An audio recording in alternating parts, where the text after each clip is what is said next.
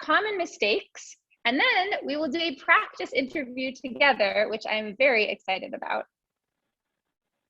Okay, so before we get started, there's some key vocabulary related to interviewing that can be a little bit advanced or we're unfamiliar with it. So we're going to do a little vocabulary before we begin. First of all, we call the person who interviews you the interviewer. This can be the hiring manager, this can be the boss, it's usually someone working in human resources. This is the interviewer. The verb to interview, that's what someone does. The interviewer interviews. It's always about the person giving the interview. We have another phrase that's very common, which is to conduct an interview. So the interviewer also conducts an interview. It means the same thing, to conduct an interview and to interview. Keef, keef. Next, we have interviewee. The interviewee is the person who is interviewed, the one who wants the job, the candidate. This is the interviewee. We typically say the interviewee has an interview. We use the verb to have when talking about an interview. Sometimes we say do an interview. This is more casual, but it's accepted. But the typical way to say it is, I had an interview today and it went well. All right, this is our key vocabulary. Good? Guys, everyone knows keef, keef. Does it make me that Algerian to know keef, keef? If so, I accept. Okay, so first of all, I have my first question for you. Please type in the chat. When do we have interviews? When? For a job, jobs, looking at jobs, visa, work, jobs, when we need money, jobs. Very good. I'm reading in the chat, scholarship. I saw scholarship, university. Journalists, very good. That's true. Journalists do interviews, doctors, universities, TV shows, at the airport. Oh my gosh, these are all correct. I didn't include a lot of these. Clubs, immigration, IELTS exam. That's very true. They do a speaking section that's similar to an interview. Applying for anything like jobs or studies. Good. Okay, so we have three main times we do an interview. When we're applying for jobs, when we're applying for scholarships, when we're applying for internships, when we're applying for anything, there's a possibility that the person who's reviewing applications will want to meet us face to face and ask us questions. Fun fact, in the US, sometimes they even interview you to buy a house. If you're buying a house in a community, you have to pass an interview. So as you guys listed, there are a lot of other not scholarships, there are a lot of other moments when you might have an interview, like an immigration interview. I didn't even think about that. But really anytime that someone wants to meet you face to face and understand more about you. Today, we're going to be talking about interviews for jobs. But the skills we talk about are transferable. This means you can use a lot of these same skills for interviews for university, for interviews for scholarships. Maybe not interviews for immigration, but possibly. All right, today the focus is going to be on jobs. Question number 2, when in the application process for a job is the interview? Do you do the interview first? Do you do the interview last? When do you do the interview? First, last, final stage, first, last. Ooh, it's kind of evenly split. First, middle, last. It depends. Last, after being selected. Second stage, first, it depends, first. Starting with the interview, last, final stage. Wow, pretty evenly split here. When do we do the interview? After they check your resume. First and last, interesting. Okay, all right, well, let's see. Typically, the interview is the last stage of the process. The application process usually looks like the following. Number 1, you submit a resume and a cover letter, meaning the first part of the application is written. You send in a written document with a resume and cover letter. Number 2, this is not not every job does this, but if there is a skills assessment or a test, often it comes at this stage. They like your resume, they like your cover letter, so maybe they send you an assessment of skills that you need for the job. After these steps, when they've done a skills assessment and they've reviewed your resume and cover letter, then you are invited for the interview. To be invited for the interview if there's one interview, maybe two interviews, but the interview stage is the last stage. It means they already know that they like you. They've reviewed many applications and they've chosen yours as someone who's a strong candidate. The reason interviews are last is because they take a lot of time. A company will not invest a lot of time unless they know they like you. They already think that you are qualified and they're interested. So they will spend a lot of time talking with you, okay? The interview comes at the last stage of the process. Number 3, do interviews really matter? If you have a great resume, a great CV, does the interview matter? If it's an okay interview? Yes, of course, definitely, yes, indeed, of course, for sure. All right, maybe this one was a little bit easy. Always. Yes, everyone can lie in a resume, interesting, certainly. It's about personality. It's the main event. Of course, to show personality. Very good. It's 99%. Interesting. So the interview is 99%. You're showing the real you with the interviewer. Someone else says it's about 50%. So 50% interview. All right. Yes, you guys are all right. The interview is extremely important. Something I'd like to say, the interview is important for both the interviewee and the interviewer. Both the person conducting the interview and the person having the interview are in the process of evaluation. Okay, it's extremely important in the job application process. So why is it important? Let's start from the perspective of the interviewer. If I'm a hiring manager, why is the interview important? What does it show me? What is the purpose?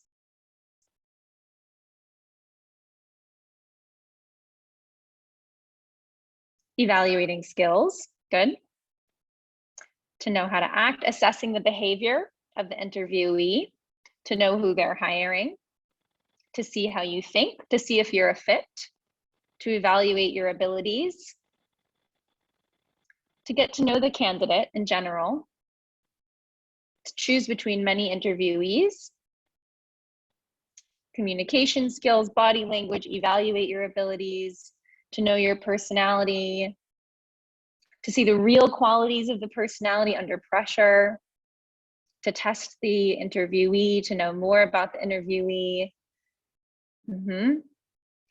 to see how confident you are, to know the qualities, to know the real you, okay? Yeah, very good. So I think you guys touched on all of my points. The interview helps the interviewer learn more about the candidate. So they know about you on paper. They want to know who you are in person. It helps them understand your personality. What are you like? How do you behave? How do you communicate? And it helps them, with this information, evaluate if you'd make a good fit for the company. Question number 5. Now tell me, what is the purpose of an interview for the interviewee? Why is the interview important for the interviewee?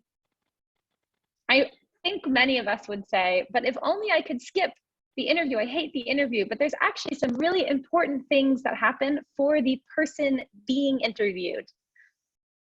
Yes, to get the job, of course, but imagine there was no interview and you could still get the job. Why do we want the interview? What does it help us do when we look at a job?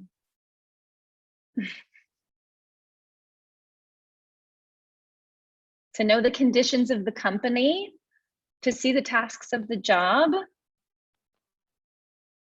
Convince the interviewer. Okay.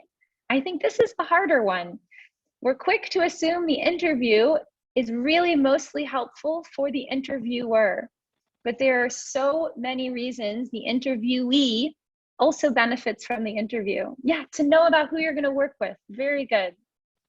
To get to know about the hiring committee before you join the staff.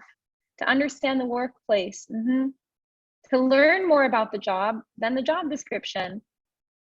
Okay, amazing. Exactly what I was thinking. So the interview helps the interviewee learn more about the position.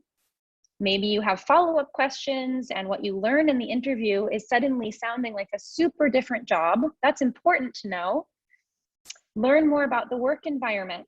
And very often your actual future boss or potential future boss is interviewing you. So you get to meet him or her.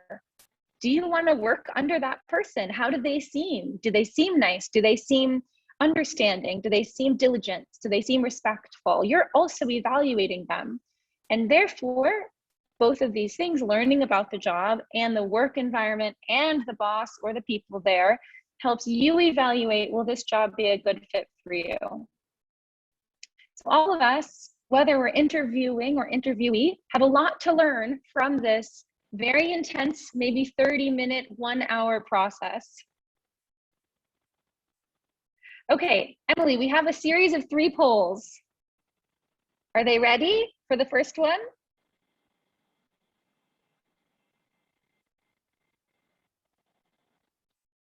Hello? Oh, okay. Everyone, you should see a poll on your screen. Please take some time to answer the poll. The question is, have you ever had an interview? In your life, have you ever had an interview? You can say no, yes 1 time, yes 2 to 5 times, or yes over 5 times. Please answer on the poll. As soon as there's enough answers, Emily will close it for us.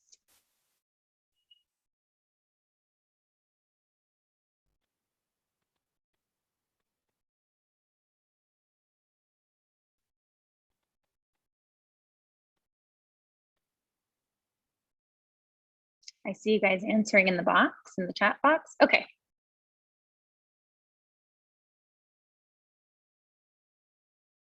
Do we get to see the results? Yes.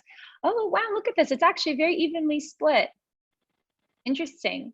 So about 25% of you have never had an interview yet. About 25% have had 1 interview. That first one is often the scariest one. 30% have had between 2 to 5 interviews. So you've just kind of started, maybe you've had 1 or 2 jobs.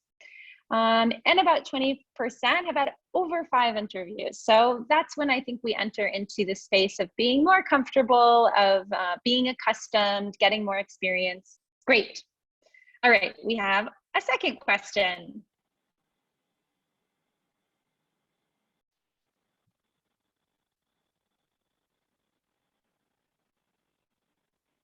All right, this is our second question. Have you ever conducted an interview for a job? You can say, no, I've never interviewed anyone, or yes, I've interviewed people. I should say you can include things that are not just jobs. Maybe you run a club at school and you interview people to join. Or maybe it could be an internship or a short project, a consultant. It doesn't have to just be full-time jobs. But I'd love to know, in this group, do we have any other interviewers among us?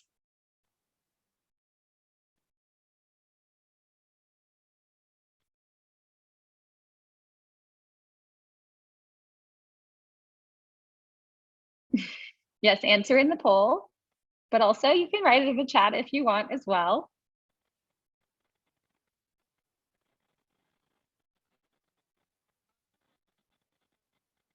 All right, let's see the answer.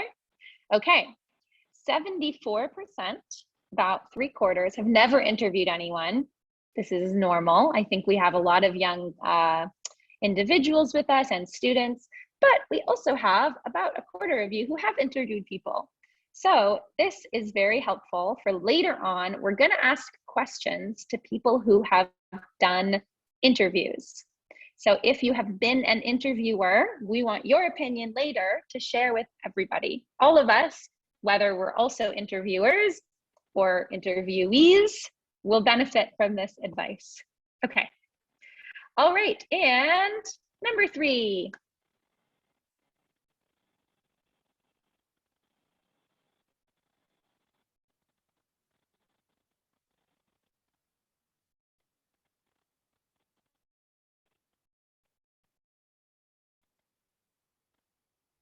We're just waiting for our last poll. I have to apologize. I thought there were just 2 polls, so I don't have a 3rd poll for you. Oh, okay, that's fine. We won't do the last poll. The last poll was actually about emotions. So I'm going to ask in the chat. So how do you feel when you think about interviews? And I gave options. I gave options in the poll, but I'll just tell you some ideas. And I see some of them, everyone's already saying nervous. Yes, nervous was one. Stressed, anxious, someone said anxious. Okay, but we also had excited. We had motivated. We had confident, scared, sad, I see nervous, overexcited, under pressure, shy, ready, good, stressed, happy, nervous, stressed, motivated. It's true, it's a lot of emotions at the same time, because when you know you have an interview, there's the excitement of realizing you've made it to the interview stage. And then come the nerves and the stress and the anxiety, proud, nervous, anxious, confident, a little shy. Okay. These are all extremely normal emotions to have around interviews. And I think the more practice we do and the more preparation we do, the less stressful they get, the more excited we can be, the more motivated or confident we can be. However, I think there's always a little bit of emotion. There's always a little bit of stress. Even if you're high in your career and you're doing well and you feel very confident, it's always a little bit stressful to sit in front of someone and have to tell them why you're amazing, or to sort of market your skills to somebody. It's always a little stressful to be evaluated. But with time, with practice, with preparation, the part that is excited and motivated and confident does get bigger. The part that is shy, scared, nervous, stressed gets a little bit smaller. So that's what we're going to work towards today. All right, so we have our first discussion time. This is when you are invited to speak if you want to share. This is speaking on microphone to the whole group. You're not on camera, but you will have your microphone. And the question is, what is the hardest part of interviewing for you? If you are someone you don't like interviews or you have a hard time, like I think all of us, tell me why. What's the hardest part? Emily will help me choose people to come and speak. And we're just going to choose maybe 5 people maximum because we have a lot to get through today. I want you to click the little raise hand button and you will be brought to speak on stage. And please keep the response short so everyone has a chance to join in. Okay, first up we have Salim. Salim, if you can hear us, you can unmute yourself. It's like you're still muted. Are you there? Hello. Hi, Salim. You Hi. can hear me? Hi. Yes. Yes, welcome.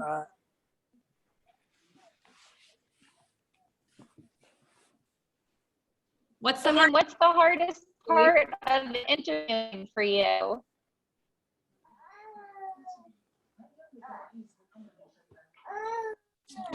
You hear me? His baby is speaking. We hear you, Yes, we hear you, Salim. I am so sorry because I am with my son. I can't speak. You can. That's okay. Another person. Okay. You can speak another person. Thanks, I so Salim. sorry. I so sorry because That's okay. I am with my son. So sorry. That's Yeah. fine. Thanks for Yeah. joining the class. Thanks, Yeah. Salim. Okay, let's see. How about Samaya, if you can talk?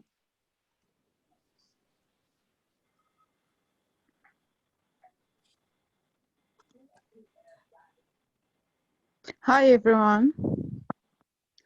Hi, Smia. So the hardest, thank you. So the hardest part is the opening. How to have a captivate opening to the interview, so to keep to have a good impact on the interviewer.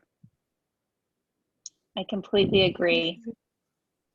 When we know that the first impression is important, and part of the elevator speech, how do we first describe ourselves and our skills? I completely agree. That's a really hard part of the interview. Awesome. Thanks, Sumia. Okay, I'm a little scared to select dark disaster, but also intrigued. Dark disaster, if you can talk. Hello. Hi there. Am I audible? Yeah, we can hear you. So I would say the hardest part of an interview is to monitor your body language and to manage your emotions, like being stressed or anxious. I completely agree. And for the first time, it might be about uncertainty. That's the hardest thing for the first interview. I believe that's all I can say. Thanks for the opportunity. That's great. Thank you. I completely agree. I think the emotional side of it is extremely hard. It can keep us from really saying what we want to say. How many times have you left the interview thinking, I was so stressed, I forgot my really good argument. I forgot to say this, this, and this. I really agree. Okay, next up, Kanoon Abdurrahman. Sorry, Abdurrahman. Okay, it's nice to have you with us, or to me to be with you. The hardest part is, can you hear me? Yes. Yes, yes, we can. Welcome. Okay, sorry. The hardest part of the interviewing is when I was asking about talking about myself, because I prefer talking about my knowledge, my studies, something like this. I think that's very normal when we have a little discomfort sort of bragging or saying all of our good qualities, when in regular life we're not encouraged to do that, so we're often very uncomfortable when those questions come up. Yes, because I was asked 2 times about that. Talk me about you. Yeah. They found it strange little bit. Okay, great. Thank you for that. Welcome to the class. Thank you. How about, would you do one more, Ariella? Or you tell me. Sure. Time? One or two. I forgot the count. We are on 5. Already? Really? Thanks, Abdurrahman. All right, we'll do one more then.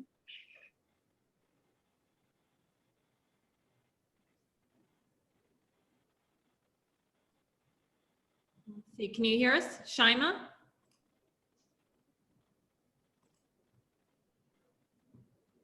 Maybe not. You get ready if you can hear us, and we'll go to Samir.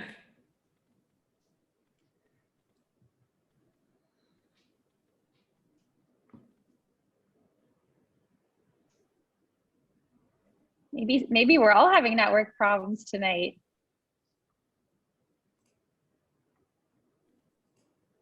Do we have Samir? Okay, we'll get another one in the queue. Selma.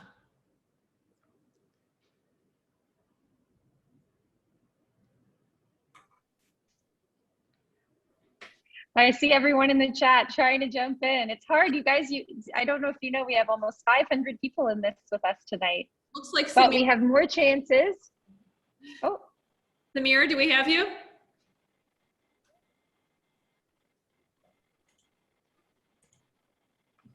No? I think it's okay. We have chances later on for people to join in and talk. So let's keep the ball rolling so we don't run out of time. Okay? Somebody on. Who is this? Four of you here. I see 4 people with hands up in our panelists room. All right, well, I'm laughing at the technology side of everything, but I think we're gonna move on. Sound good, ACCA team? Do you support my decisions? Yes. Okay. Awesome. Okay, next. Oh, I said, please take a seat, let's get started. This means we're switching from our open questions to, I'm actually going to be giving you a breakdown of interviews. So this next little bit is going to be about the structure of an interview and a little bit less interactive. And then we will do our practice interview at the end. And look at this. Imagine if you walked into an interview and you had these 2 cute dogs waiting to interview you. Wouldn't that be nice? Okay, so the structure of an interview. Typically, an interview follows the same structure. We have introductions, we have small talk, we have Q&A, we have your questions, you being the interviewee, and then we have wrapping up. Let's talk about what each of these means. Introductions. I think someone already said this in the chat, but first impressions matter. I'm talking about the minute you walk in the door, not when you arrive at the table, but the minute you walk in the door, you speak to the receptionist, the person, like the hiring manager comes and approaches you, they come to take you back to the room. That is already part of the interview experience because you are already being evaluated.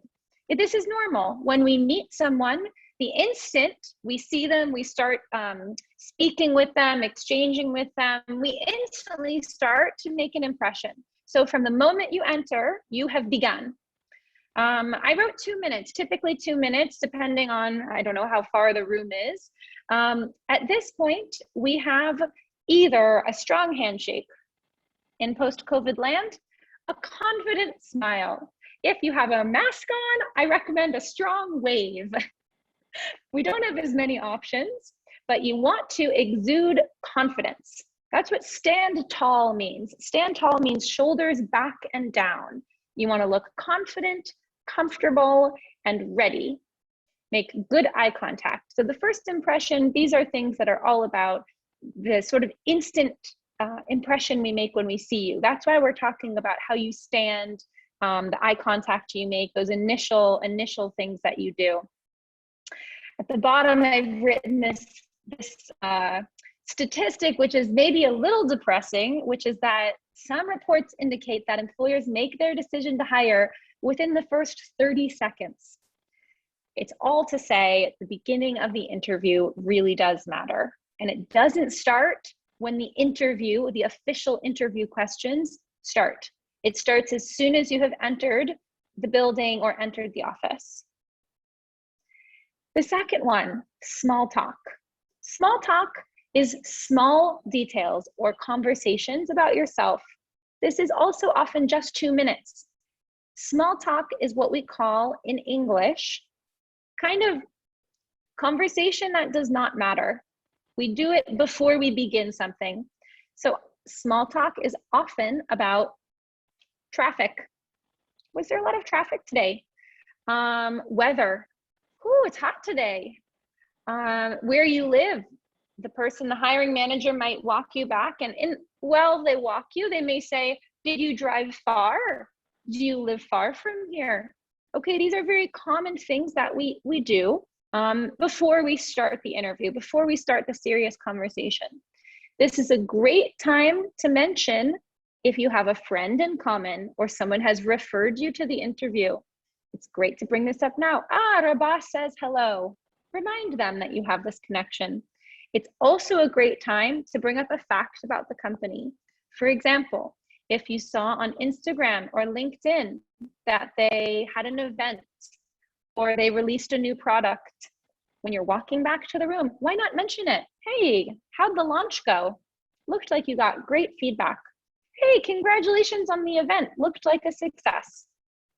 It's a very nice and small opportunity to show a side of yourself, a very human side, before you begin the initial interview conversations. Okay, then we're in the interview, the Q&A, asking you about your experience. This is when we talk about interviews, we're almost always talking about what happens in this section. I wrote 15 to 30 minutes, but this can vary dramatically. Some interviews are close, I mean, they can even just be 10 minutes of questions. Some really, they want you to meet multiple people. They have you go through multiple rounds. Maybe you're looking at an hour of this type of question back and forth, which to that I will say, you know, miskeen, it's always horrible when it's really long. So we hope for between 15 and 30 minutes of questions. It's the biggest part of the interview, and I mean that in two ways. I mean big in terms of the length of time. I also mean big in terms of importance. This is when you're actually selling yourself. This is when you include the elevator pitch, where you describe yourself and your competencies. This is also where the interviewer asks you questions related to your resume, related to your personality. This is really the part of the interview that we spend time preparing for. We spend time preparing for common questions. So here is actually a document with the most common questions. I've put this little symbol of a camera, which I'm realizing on the next slide, I describe the symbol. I have my red arrow, but it should have been on this slide. This is all to say, I recommend, if you think this is helpful, to take a picture of this slide. In this presentation, I will have a couple of slides that have a camera on them. It means we don't have time to go in depth into each point. It is a resource slide. So I recommend you take a picture of this and you study this later if you're preparing for an interview. Right here, we have a list of the 10 most common interview questions. Tell me about yourself. Like someone, I think, was it Abdurrahman? Someone just, oh no, was it Dark Disaster? Someone said in the discussion before that is like the scariest one. Tell me about yourself. Why do you want this job? I would be shocked if you had an interview where they didn't ask you, why do you want the job? Why should we hire you? What are your greatest strengths, your greatest weaknesses? Again, I think this is a great resource slide, and I'm about to change it, so I recommend you take a quick picture. This is another one with the picture button, which actually explains what the camera means, which is take a picture of this slide. Here, I've given you a list of vocabulary that with descriptions in English. These are great words to use to describe yourself in an interview. We'll talk about this later, but I recommend that you come to the interview with a couple of adjectives that you've decided you will use and you will repeat. You really talk about being hardworking and you remind them that you're hardworking. And then at the end, you say, don't forget, I'm the hardworking one, something like this. So we won't spend much time on this, but this is a resource slide for you. Okay, now we're back to the structure of the interview. Your questions, what do you want to know? So in most interviews, the interviewer finishes their questions. They're looking at their paper, they finish their questions, and they look at the interviewee and they say, do you have any questions for us? Always have questions. This is a very good rule to live by. Always have questions. I like to come with 2 to 3 questions prepared. Often, basic questions like logistics questions, they answer or they have answered by the time it's your turn. So you want to come with questions that are slightly more in-depth. This is a bonus opportunity to impress.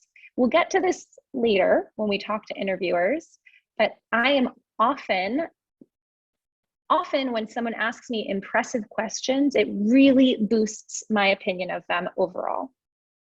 Ask questions that show you've done your research and that show your enthusiasm for the job. I always remind people, Remember that everyone loves to talk about themselves, not to brag about themselves, but just to talk about their own experiences.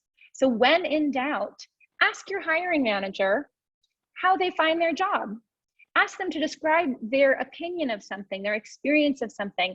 I think it's human nature that most people enjoy talking, and then they have a little moment, they get to reflect, they get to talk. You asked a question, so you can check that off the list, you did good, and they'll be in a good mood because they get to chat about themselves. Here is another big resource slide. These are good questions to ask the interviewer. We don't have time to go through them all, so take a picture. I'll mention some that I think are really helpful. Can you describe the culture or atmosphere at your company? This is a great one, like the work environment. How would you describe the ideal candidate for this position? That can be interesting as well, so you can get a sense of what they're prioritizing. Can you describe the organizational structure of the company and how do I fit into that? So maybe they have 3 branches. You can say, if I'm working in this branch, are there opportunities to meet with the other branches? Are there big company-wide meetings? You can ask something really detailed about how the company works. Yeah, exactly. It shows that you've done your homework, as someone just said in the chat. Exactly. And then what do you enjoy most about working here? That's the kind of question that puts them in what we call the hot seat, meaning they have to reflect and think, and it's their turn to talk. It relieves the pressure off you, and it can lead to a very nice conversation, as well as give you some good information. If they say the most enjoyable thing is that they have a great relationship with their colleagues, that's really good information to know coming into it. If the most enjoyable thing is, what's something not very enjoyable? The most enjoyable thing, I guess, is that, you know, they get to leave early on Fridays. That tells you something. That's the best thing about your job, is that you don't have to be there as much. I mean, this is, again, the interview is also for you. So don't forget that these questions are also to benefit you. Yes, you want to ask questions to look good, to look competent, but you also do want to learn things about the future position. Questions not to ask in the interview. Do not ask questions about salary, about benefits, about vacations, about holidays. You will have an opportunity to ask these questions when you receive an offer. But to ask the questions about these details before you have an offer, it's not the best time. It might make it look like you're only interested in the money, or you're only interested in the benefits, or you're trying to find the job with the most vacation. I understand it's frustrating because oftentimes we want to have a detailed conversation about this, but you will have the opportunity to ask these questions if they offer you the job. This is not your last chance to ask any questions. So you need to think strategically, what questions will I ask before I have a job offer? And what questions do I ask after I have the job offer? If you ask about the salary before you have the job offer, it seems like you don't care about the job. Seems like you only care about the money. Exactly. Negotiations happen after you have an offer. After. This is not your opportunity to negotiate. When you negotiate salary, it's after the offer.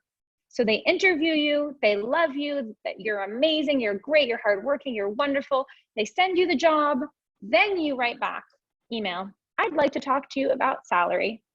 This is, you know, I would like to negotiate for a higher salary and a different vacation package. It's not supposed to say that you don't care about money.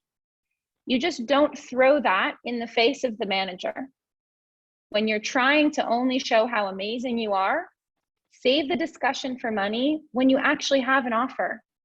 Otherwise, if you're the only person asking about money and everyone else is saying they love the job, it doesn't make you look good. It doesn't make you look, you know, I understand it's kind of funny, like we're supposed to pretend we don't care about the money, But I promise you, as someone who's an interviewer, I know people care about money.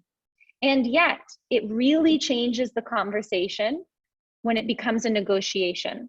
This isn't the time for the negotiation. The negotiation comes after the interview. If the manager asks you what salary you expect, so if the manager brings money up or the manager asks you, the best advice I have is to ask the typical salary for this, for someone with your level. So if you're applying for a job and you have 2 years work experience and they say to you, what is your salary expectations? You can say to them, well, what is your typical pay for someone with 2 years work experience? Or you're welcome to give them a figure at that point. You're welcome, if they've asked, you're welcome to give a figure. But the best thing that you can do is wait until you have the offer in your hand. You have the negotiation power is so much stronger for you when you have an offer because they've told you they want you. That's when you can ask for more money. That's when you can tell them what you're worth or what your expectations are. Wait until you know they want you and then start that conversation. Okay, I've just gone on for a very long time about that, but I strongly recommend not talking about that in the interview. The structure of the interview ends with wrapping up or ending the interview. The interview is not necessarily done until you are gone, okay? End on a positive note. Restate your interest. Thank you so much. I'm so excited to hear from you. That's fine. Restating your interest can just be about saying, I'm excited, or this has been great, or I'm so interested in this job. It doesn't need to be a big speech. It's just simply reminding them that I'm someone who's excited and interested in this position. Thank them for the invitation because they took the time. You took some time, they took some time. You say, thank you for taking the time to interview me. And again, body language, whether it's a firm handshake or a strong wave or a strong fist bump, smile, eye contact, stand tall, look confident. This is the moment to, well, the whole interview you want good body language, but when you're standing up out of your chair and walking out, it's a great moment to have extremely positive, confident body language. Useful tips for the interview. Be prepared. Bring copies of your resume. I really recommend this. Even if they don't use them, it shows it's a very easy way to get bonus points as someone who's prepared. Take notes. It shows you're listening and serious. Show up with a notebook and a pencil and pen. Come on time and don't get lost. Don't get lost maybe sounds mean, but it's your responsibility to know where the offices are. I have never been more impressed than when someone told me she came to my office 2 days early just to make sure she wouldn't get lost. It's never fully your fault when you're lost, but it doesn't look good when someone else came and did not get lost. Business attire. Attire means clothing. When in doubt, when you don't know what the clothing style of the company is, dress more formal. It's not embarrassing. If you come to the office, everyone is in very casual outfit and you're in a suit, that's fine. It's expected that for an interview, you dress formal, even if the company is not formal. Okay, and then we have prepare, prepare, prepare. So prepare for common questions. Have your answers ready with examples. Now we're talking about when you're actually preparing for the content of the interview questions. This is one of the areas I like to tell people, you don't need work experience to be well prepared. When people say to me, when candidates say to me, I'm a student, I don't have experience, this is my first job, I have nothing to talk about, okay? You don't need to have experience to be well prepared. Someone with more experience than you who comes in and is unprepared can actually do worse than someone with less experience but knows exactly what they're going to say. So part of being prepared for questions means having examples ready to justify. So here's an example. When asked the question, why should we give you this job? Don't just say, because I'm great, or because I'm organized, or because I'm passionate or motivated. Don't just give an adjective. Give the interviewer examples. My example for us today on the slide is, because I'm super organized, in my current role, I manage all of our administrative files, and I'm extremely knowledgeable about the issue area since I've worked in a similar field for 2 years already. You give a description, so I picked organized and knowledgeable, and you give an example to show that. Usually, the hiring manager, they have your resume in front of you. You don't need to give them something really long and explanatory. You just remind them, well, you see, in that job, I had to have very strong organization. So I bring you that organization. You're reminding them of how your resume makes you qualified for their position. Prepare, prepare, prepare also applies to learning about the company. Learn as much as you can about the company, about the job. It's very impressive when people know things about what I mentioned in the beginning, that if the company's just launched a report, if they've just had an event, if something on their social media they mentioned recently, these are all sort of free opportunities that you don't need to have an amazing profile or amazing resume to learn a lot about the company. It's an amazing way through preparation to get those extra bonus points in an interview. And then have a strategy. What skills will you emphasize for the job? Know before you go in what skills you're going to talk about. Don't try to pick 17 skills. Pick about 3 to 5 skills that you are planning to tell that company, and choose them according to the job. So different interviews, you may talk about different skills. If one interview really wants organizational skills, you talk about organizational skills. The other one wants teamwork and collaborative skills, so we talk about teamwork and collaborative skills. You tailor or you change what you talk about based on the position and the job. Again, preparation is honestly, I think, the best way to feel more confident and to do better in interviews. All right, now is when I'm actually going to ask interviewers. So we're going to start with the ACCA team. We have Emily with us, we have Nadia with us.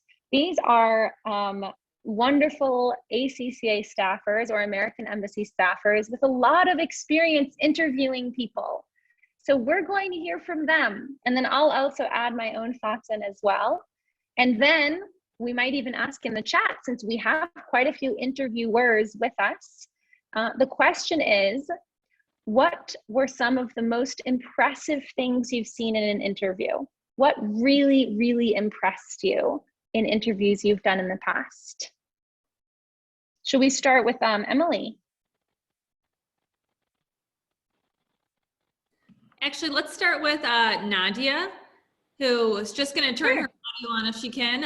Nadia is my colleague in the ACCA, the American Cultural Center Algiers, but she also used to work in human resources at the U.S. Embassy in Algeria. So she's done a lot of interviews. I think she'll have some good stuff to say.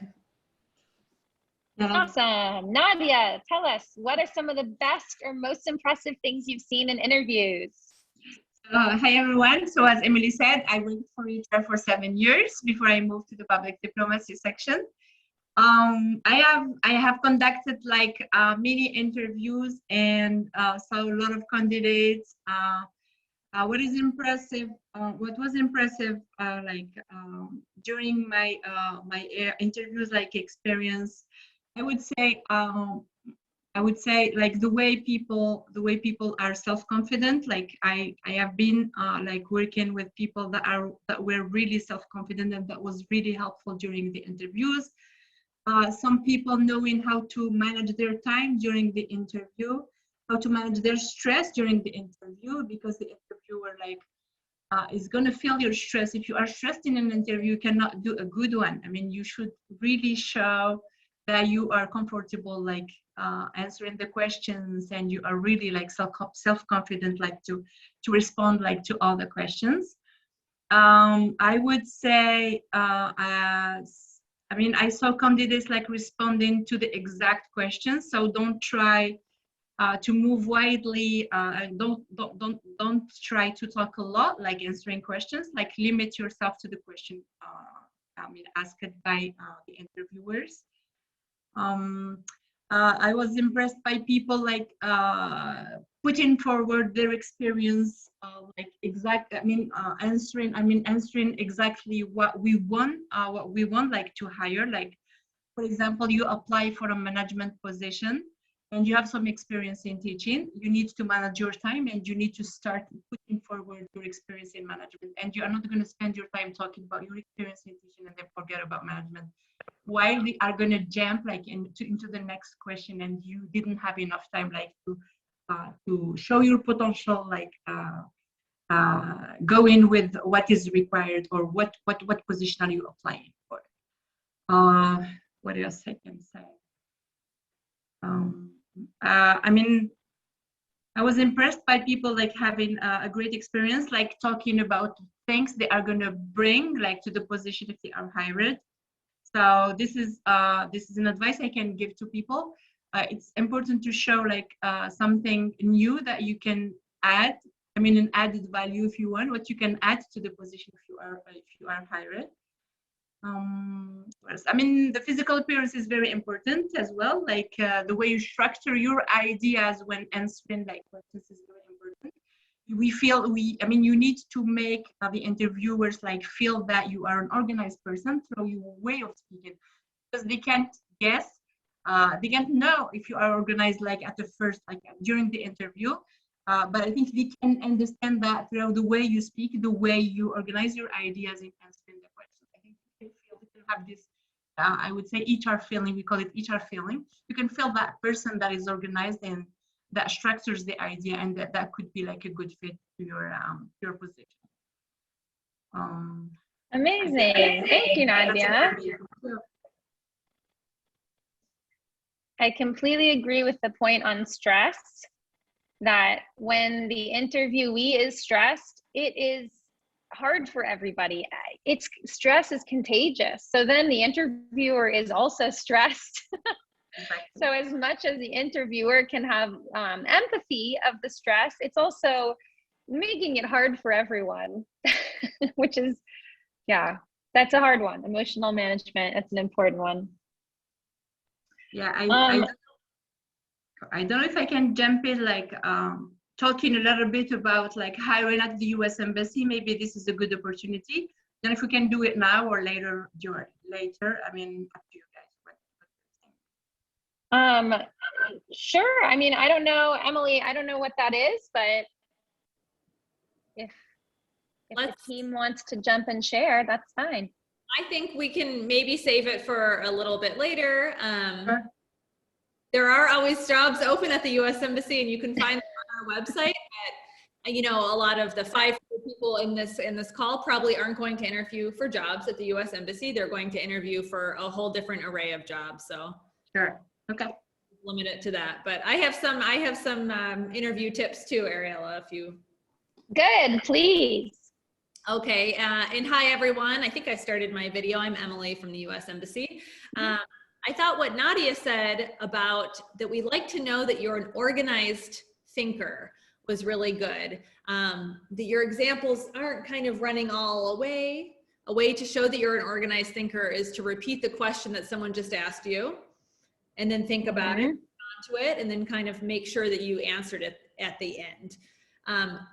More specifically, the thing that I'm most impressed with in an interview is when, as Ariella said, you had situations ready to go.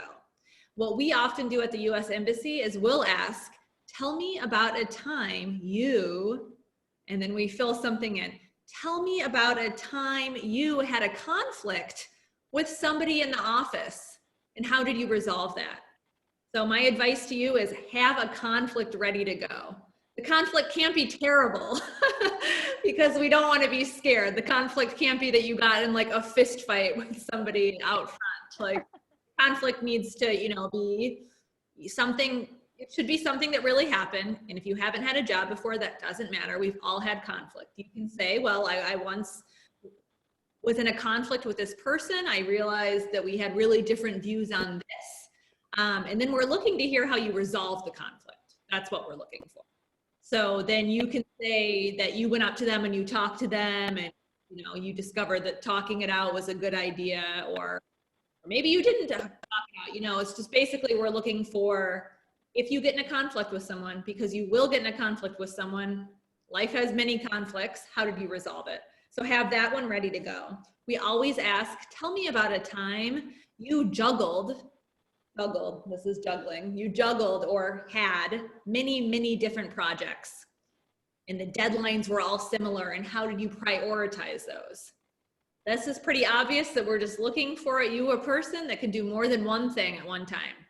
So you need to have an example ready to go. It could be in a job, it could be in your life, a time that maybe you were working on your thesis for school and that deadline was looming. You were maybe taking care of a sick relative. You were doing this, and just kind of a thoughtful way about how you managed all of those. So those things are really good to have. Just one other quick thing, sometimes interviewers will ask you a theoretical situation. And they'll say, imagine, that's how they always started, imagine that, and then they'll proceed to paint some scenario. I think these questions are kind of ridiculous. You haven't started working there yet, so you don't really know. Imagine that you have to submit a budget for this plan, but you have a meeting across town, and you have a call, and you have this. You don't know. You haven't started working there yet. So because that question is kind of ridiculous, it's always good, a time that you did something similar that you can reference back to. So you can say, oh, interesting. Well, that reminds me of, and then you can have a story ready to go about a time that you were kind of stressed and how you handled that stress and these multiple things. So that's my biggest takeaway. The most impressive thing I see in an interview is when interviewees have lots of examples ready to go. Amazing. Thank you, Emily. Yes, it sounds like the U.S. Embassy does a difficult interview because they want to give you scenarios that you don't expect. So you need to come with examples. You don't know what they'll ask you, so try to come with examples of things in your personal life or your professional life. Okay, amazing. Does anyone else in the chat want to share? If you have interviewed, if you have been an interviewer, what are some of the most impressive things you've seen in an interview? If you are an interviewer, what's something you saw in an interview that you liked? I'm also going to share, respecting the time. You have Umaima queued up. Okay, sure. We can do some audio. Why not? Jump in here. Oh, sorry, girl. You were right. You wanted it in the chat. Okay. No, but audio is great. Come tell us. What's the most impressive thing?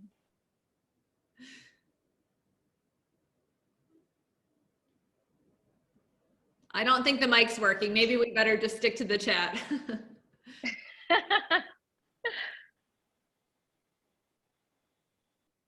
I see. Can I act like the interviewer? I was impressed with people who can handle any situation. Like if you ask them about anything, they're always ready to respond spontaneously, says Fatima. That's similar to what Emily says. They're looking for someone who can respond to unexpected questions. So they know you've prepared for the common questions and they want to see how you respond when you are unprepared. Body language and the way of speaking is very important. Very good. I'm going to share some of my tips that I love. I mean, it's what I already shared in the presentation, but I am always impressed by people who are extremely prepared and they know a lot about the company. And they come with very specific questions that show they've done their research. I told the story of someone who had come to the interview had come to the company 2 days earlier to make sure she didn't get lost. And she shared that with me. I said, in our small talk, I said, did you have trouble finding the place? And she said, no, actually, I came here 2 days ago just to make sure. That was really impressive. I felt, wow, this person is really dedicated to this job. And I'll also remind you that even though interviews, there's only one position and you know you're part of a crowd, you can still make a good impression and not get the job, and later on be recommended for another position. This has happened to me before. I have done this for others. Maybe they were my second choice or my third choice, and I knew they're a great candidate. So then I will refer them to someone else. Hey, I met a great candidate the other day. You should read his or her resume.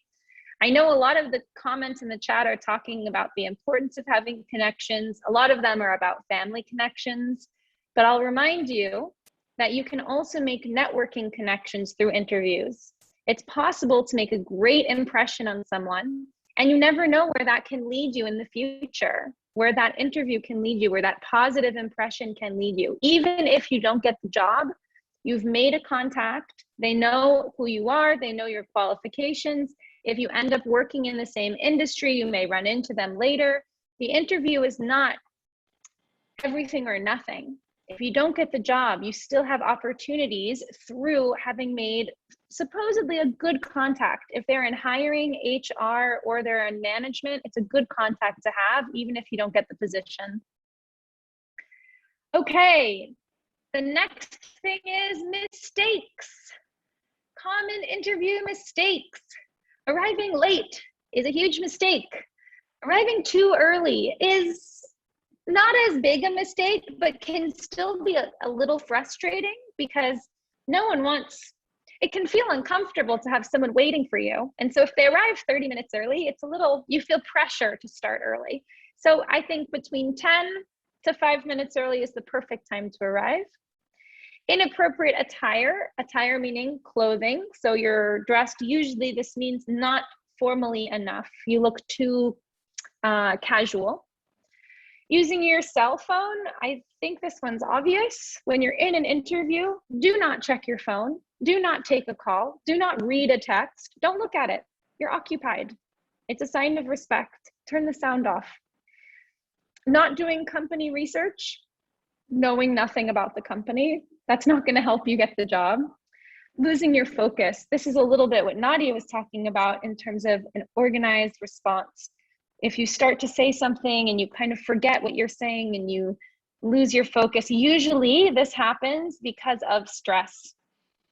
Unsure of resume facts. This means if I'm looking at your resume and I say to you, I see you worked at this store in 2018. How long did you work there for? And you don't remember, or you pause, or I mean, this is, you should know what you have sent on your resume. You should have that fully memorized because it's your life. It should be your life. It should be an honest representation. So you should know instantly the answer to these questions. Talking too much. Often the interviewers have a series of questions they want to finish. If you are talking for 10 minutes after each question, they can't finish everything. Then they can't compare you to the candidates because they want to ask the same questions to each candidate. Try to keep your answers brief. And this I struggle with. This is the one I really have a hard time with. I'm a talker. I know you're probably all shocked to hear this. Number 8, speaking poorly of previous employers. This is a very, very tricky one because often an interviewer will ask a candidate, why are you leaving your job?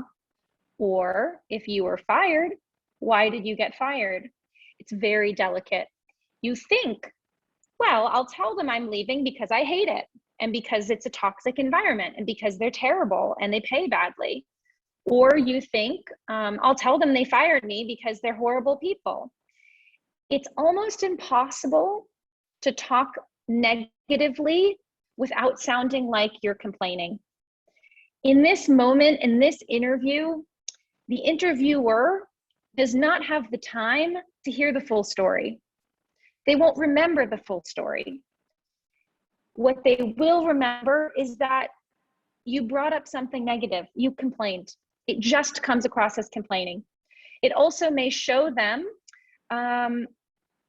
maybe they might think that you like to complain. Oh, if they're gonna complain about us. Oh, look, they talk about everyone.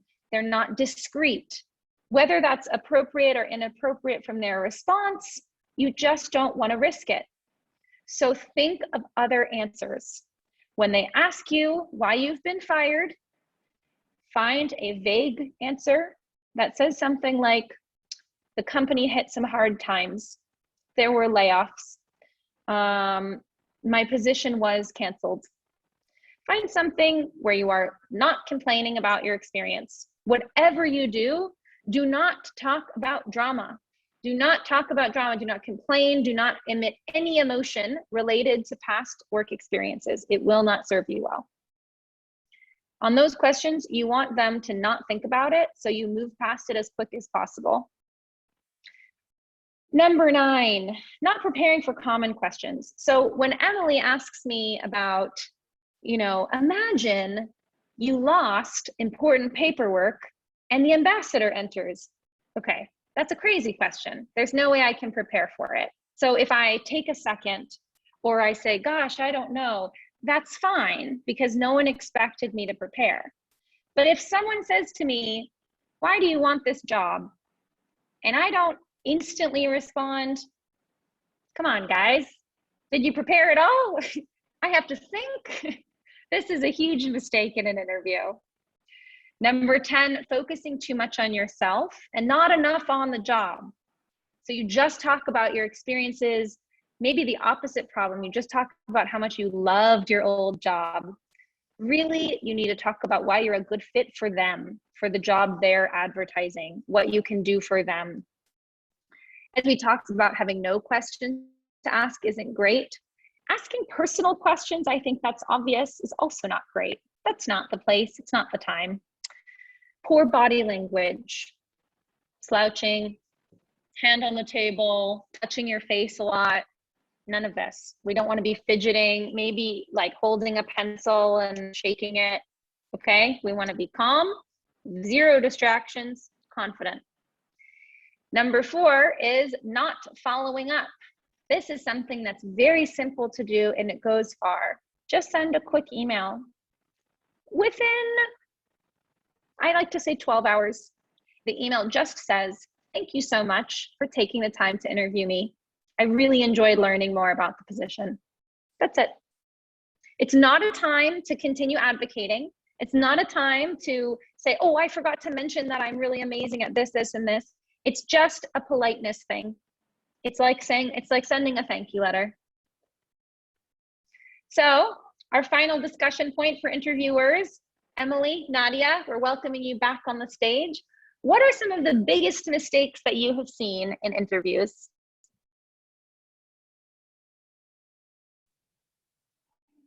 Let's start with Nadia. You're our HR master. I would say come on in here.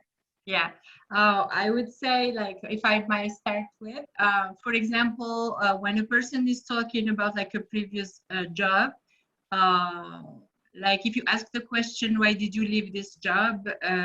People are mentioning like having conflicts with their like supervisors, with their colleagues, bullying, if you want, like people that you worked with. So this is something that interviewers don't appreciate. So this is going to be like not good, and this is not good. This is not going to be good for them, like to be hired for the position.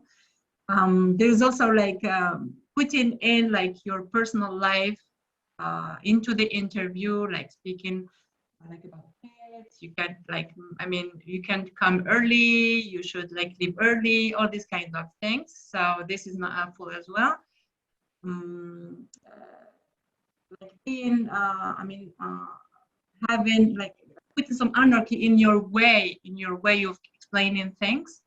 So again, I will go back to structuring your ideas and being precise and concise when answering questions, being short and effective if you want.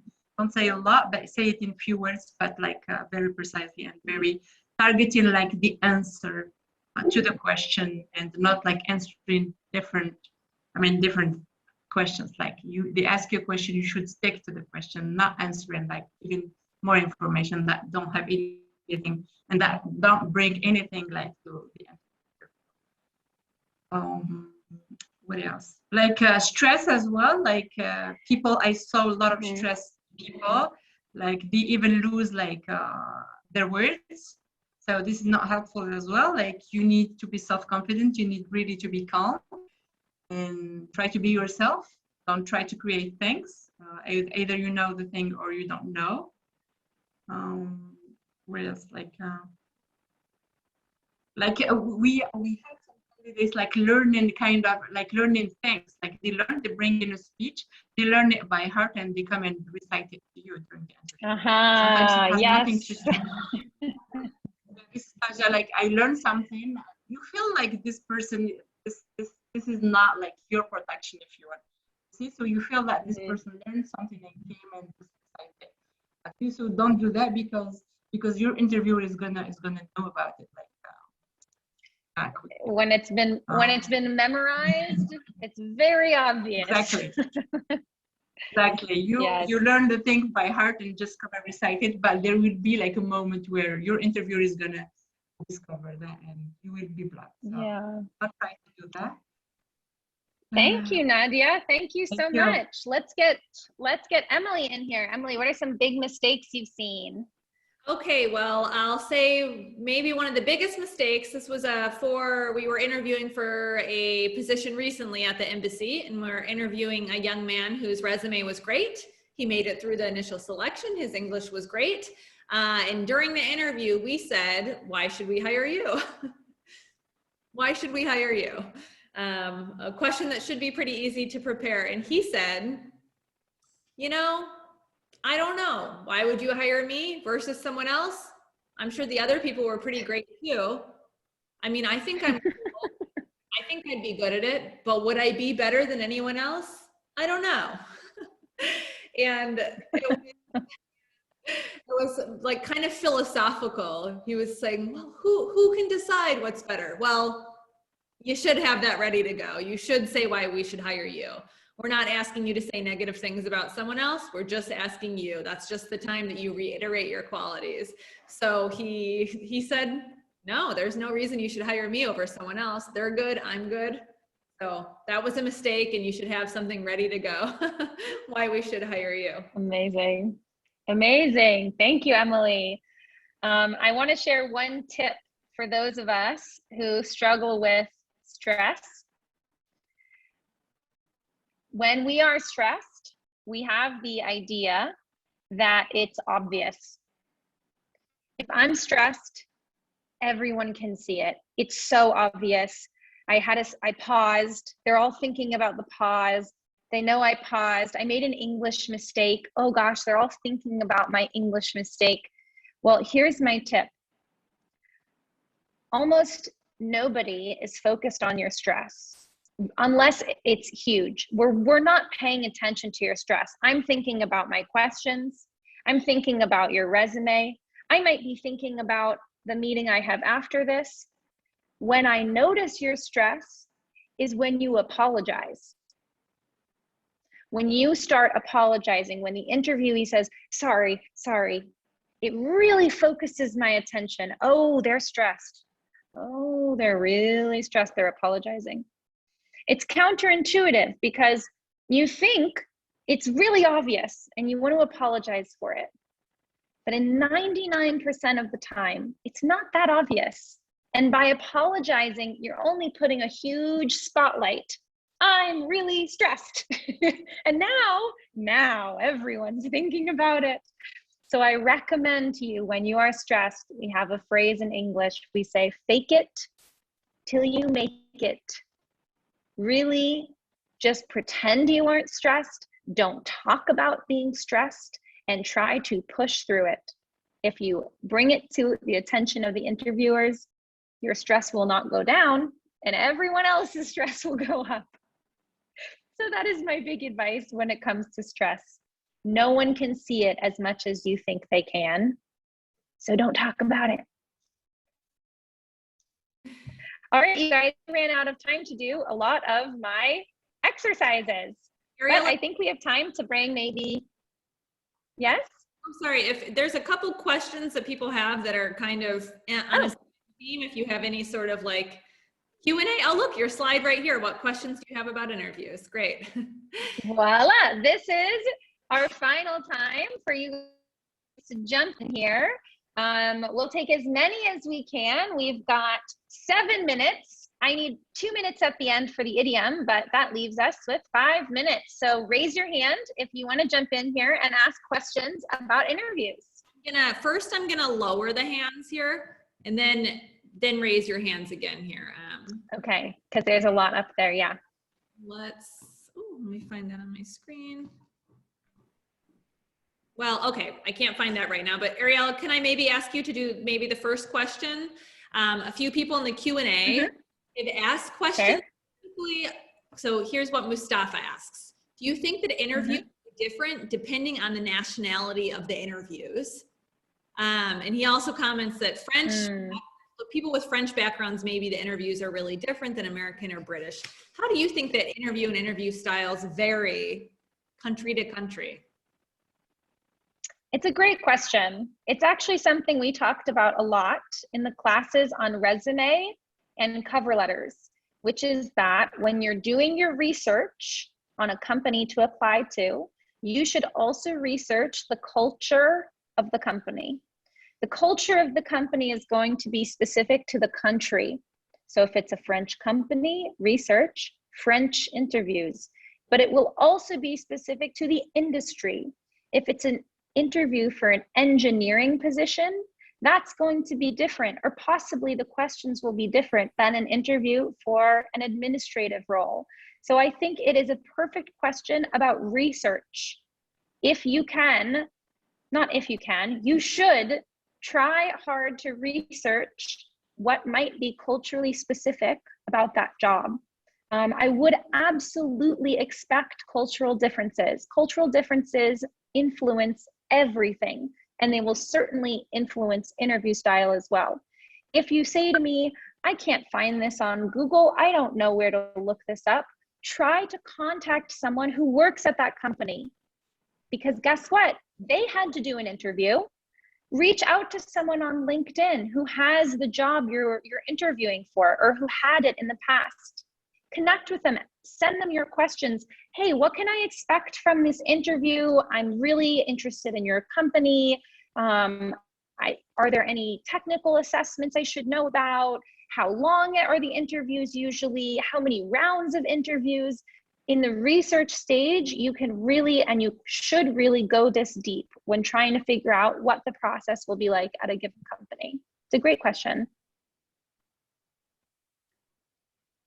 Okay, I'm trying to pull Amira in to speak on mic, if you can hear us. Hi, hello everybody. Can you hear me? Hi Amira, we can hear you. Nice. So first of all, I want to thank you and thank Ariella and Nadia. Thank you so much for all your advices. And my question, actually I have two questions. The first one is when you don't have enough experience and they ask you about why should we pick you? Why you are the one? It's kind of hard. And the second one, nowadays and due to the pandemic, majority of the interviews are done via platforms like Google Meet or Zoom. And sometimes we have internet problems, and the fact that you can't hear the interviewer or he can't hear you kind of stress you more. How can you deal with that? Thank you, Amira. These are two very good questions. I think I'll start with the second one first because it's a little bit shorter, which is just to try your hardest to get a good connection.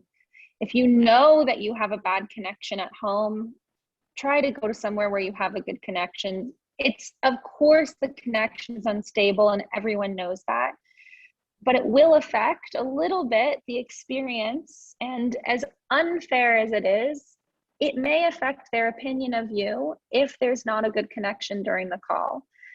Life is not fair. Interviews are not 100% unbiased. So I would really work hard to figure out where is the good connection. Is there a restaurant nearby that has a good connection that I can talk to the owner and go to the back and get on my phone? Work really hard. It's not always possible for everyone, but it's not 100% unbiased. So if you do have a bad connection, it might influence your opinion or the opinion of the interviewer, even if they don't think it does, but subconsciously. So work really hard to find the strongest connection you can. Don't just assume it's fine. And if you have specific times of day that you have a good connection, tell the interviewer that and let them know, I have a really good connection in the mornings. Is it possible to speak earlier? Because that will show them that you've done your research. At the end of the day, if your connection is not able to support the interview, you have a few options, one of which is a phone call on a regular network. If a Zoom is not possible, if every call you do on Zoom is dropping, don't just let it start and let it drop 3 or 4 times. Ask them if they can talk on the phone when you know it won't drop. Life is not fair, and a bad connection interview is always a nightmare. So my heart goes out, and I encourage you to not be defeated and to look for solutions. For the first one, actually, Emily has a great advice for this. I don't know if you wanted to jump in about how to talk about experience when you don't have a lot of work experience, because you said something in our cover letter class, which was great about this. Sure, yeah, and I'm actually engaging with somebody in the Q&A right now on this too. Okay. So this person in the Q&A just asked, if someone had like 10 years blank on their resume, how could they talk about that? If you don't have that much job experience, you don't have paying job experience, how do you talk about that? Listen, you all still did something during that time. You all still interacted with people. You were maybe part of a club. You were part of some sort of organization. I mean, really a book club, a club that met to pick up trash somewhere, a group in your neighborhood that solved some sort of problem. You all still have experiences. So even if you don't have a ton Maybe you played soccer. Yeah, exactly. you played soccer every Thursday. Sports is an excellent activity because that just shows, really, maybe you've played soccer with kind of the same group. Sorry, maybe you played football with the same group of people for 5 years. You went out every single Saturday and played a sport. That really shows a lot of commitment. So that you could come up, you did something every weekend for 5 years. That's super impressive. And also you formed relationships with all those people. So again, if somebody asks that conflict question, maybe you had conflict with somebody on that sports team and here's how you resolved it. Maybe you had conflict with a neighbor. Everything does not need to be a job question. Your response should be professional. You don't need to get into too much maybe gossip or anything, but everything you do can be tied into something about a job experience. So really just think about those life experiences you have and use them for an interview. Okay, thank you so much, Emily and Ariella and everybody. Thank you so much because I saw some answers in the chat. So thank you, everyone. Thanks, Amira. We actually, guys, have to wrap up because we're already at 9:30. But I'm open to questions. If there's more questions, you can find me on social media. You can tag the embassy. We can keep the conversation going. You'll see on this page, we have our idiom homework assignment, which has both of our Instagram handles on there. Interviews are a complex topic. This is just the beginning. I recommend you go online, you look at YouTube videos for advice, you read articles. There's amazing advice online about how to improve your interviewing skills. I will leave you with the idiom of the week, which is on the same page. The idiom means we understand something in the same way. So I could have said to Emily, are we on the same page about the class tonight? Meaning, are we in agreement? We both understand it starts at 8 o'clock. We know that it will be on Zoom. Are we in agreement about something? So an example of this in business would be, my coworker and I have different ideas for the report. We need to get on the same page before we talk to the boss. We need to get in agreement. We need to have the same understanding of the report before we talk to the boss. So if you want to participate in homework, I invite you to make a video on Instagram using this idiom, on the same page. Make a video of yourself doing it, tag me and the embassy. And I will give you feedback. I'll give you feedback on if the idiom was correct, if the pronunciation was correct, if there were any grammatical errors. The only thing is the story has to be public so I can view it. And I'm happy to give you my time, answer some questions, provide feedback, and maybe you can add an interview question in there. So if you have any questions on interviews, post a video asking a question and we'll see if we can get me, Emily, or Nadia to answer. Back on this page. Oh, that's all we have tonight, you guys. Next week is going to be networking and elevator speeches. We're going to be talking about soft skills. Well, tonight was also soft skills, but this is really about in less strict situations, when it's not an interview, it's not a meeting, you just happen to cross someone, you meet someone outside. How do you talk about yourself? How do you quickly explain who you are and what you're working on? So next week will be all about networking and elevator speeches. Thank you so much, everyone. I'm also going to go back to the slide here that talks about the idiom and the homework, because I rushed through that. So if you want to read it quickly, you're welcome to. And we hope to see you next week. Thanks for joining. And I'll ask Emily to perhaps share the PowerPoint, because we had all of the resource slides this week. So we can share that out too. All right. Bye, everyone.